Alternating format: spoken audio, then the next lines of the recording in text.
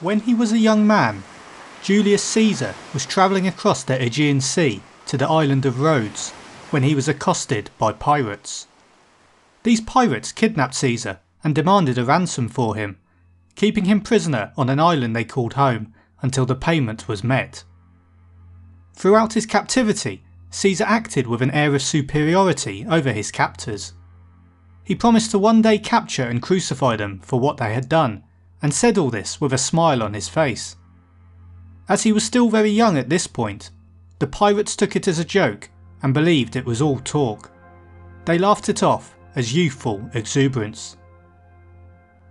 Caesar was unconcerned with the situation he was in and did as he pleased. He joined in with the pirates playing sports and exercising, treating them more like his bodyguards rather than men that had detained him. Caesar wrote speeches and poems. He would call out those that did not admire his work, describing them as illiterate barbarians to their faces. When the pirates asked for 20 talents of gold in exchange for his release, Caesar laughed because they did not know who he was. He insisted that they ask for 50 talents. After almost 40 days of captivity, when the ransom was paid, the pirates set Caesar free, leaving him ashore. Immediately, Caesar got to work raising a fleet with the intention of going after his captors. He returned to the pirate stronghold with his ships and caught them, sending them to prison and taking their money. Later, Caesar took the pirates out of prison and crucified them, keeping the promise he had made on the island. This story from history shows some of Caesar's tremendous talents. Firstly, despite being young, Caesar behaved like a man.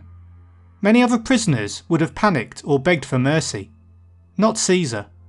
As Rudyard Kipling said in his famous poem, If you can keep your head when all about you are losing theirs, you'll be a man, my son.